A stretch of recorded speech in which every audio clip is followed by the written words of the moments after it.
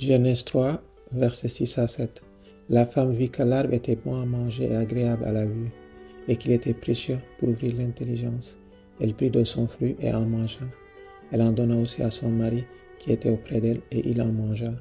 Les yeux de l'un et de l'autre s'ouvrirent, ils connurent qu'ils étaient nus, et ayant cousu des feuilles de figuier, ils s'en firent des ceintures.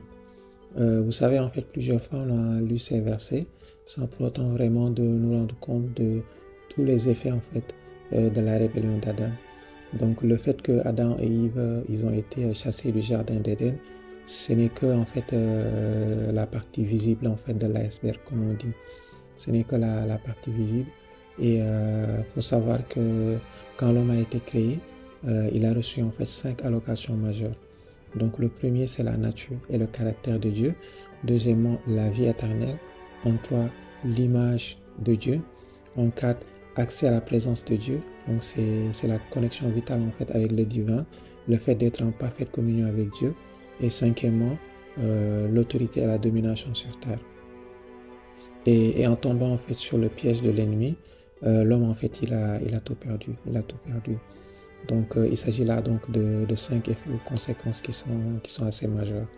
Donc, dans cet épisode et dans les 4 prochaines qui vont suivre, nous allons donc discuter des effets de la rébellion d'Adam et comment l'homme est totalement restauré divinement en Christ.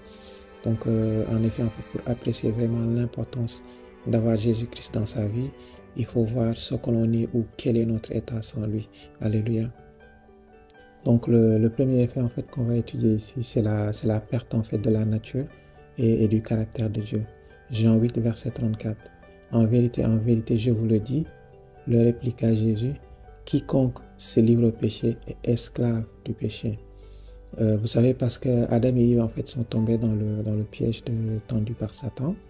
Ils ont désobéi au commandement de Dieu et à cause de cette rébellion en fait, Adam en fait et à sa descendance en fait ils sont devenus en fait esclaves du péché, parce que en fait le second épître de Pierre chapitre 2 verset 19 nous dit chacun est esclave de ce qui a triomphé de lui. Donc chacun est esclave de ce qui a triomphé de lui en fait. Donc du coup, mais le problème en fait c'est que quand tu es esclave du péché, tu ne marches plus en fait selon l'esprit, mais tu accomplis seulement en fait les désirs de la chair. Alors pourquoi? Galates chapitre 5 verset 17 à 19 nous dit car la chair a des désirs contraires à ceux de l'esprit et l'esprit en a deux contraires à ceux de la chair. Ils sont opposés entre eux afin que vous ne fassiez point ce que vous voudriez. Donc en quelque sorte en fait il n'y a pas de middle ground en fait, c'est l'un ou l'autre. Donc en fait tout homme est influencé pour accomplir soit les désirs de la chair ou de l'esprit.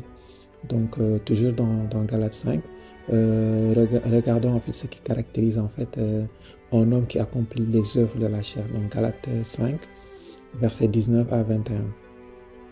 Or les œuvres de la chair sont manifestes, ce sont l'impudicité, l'impureté, la dissolution, l'idolâtrie, la magie, les inimités, les querelles, les jalousies, les animosités, les disputes, les divisions, les sectes, l'envie, l'ivrognerie, les excès de table et les choses semblables. Et vous voyez très clairement que toutes ces manifestations en fait de la chair sont contraires en fait à la nature et au caractère de Dieu.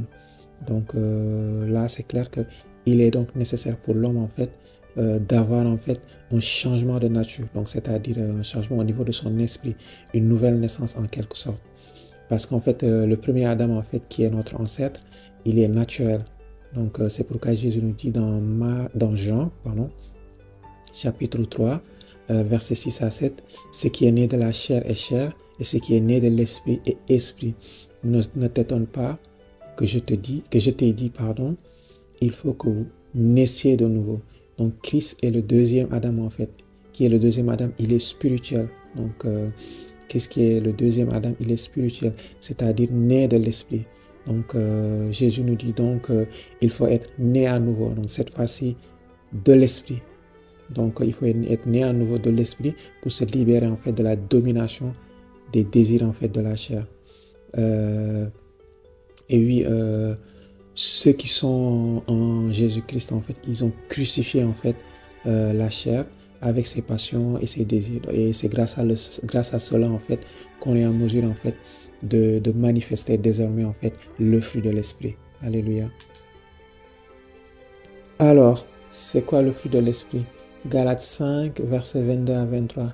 Mais le fruit de l'esprit, c'est l'amour, la joie, la paix, la patience, la bonté, la bénignité, la fidélité, la douceur, la tempérance. Amen. Oui, Dieu est amour et il faut savoir qu'en Christ, on est enfant de Dieu et avec comme principal caractère, avec comme principale nature, l'amour de Dieu, l'amour du prochain. Donc, on peut voir dans le premier épître de Jean, chapitre 4, versets 7 à 8, Bien-aimés, aimons-nous les uns les autres, car l'amour est de Dieu. Et quiconque aime est né de Dieu et connaît Dieu. Celui qui n'aime pas n'a pas connu Dieu, car Dieu est amour. Donc tu comprends donc en fait maintenant pourquoi en fait dans Matthieu 22, versets 36 à 40, Jésus nous a donné en fait les deux plus grands commandements.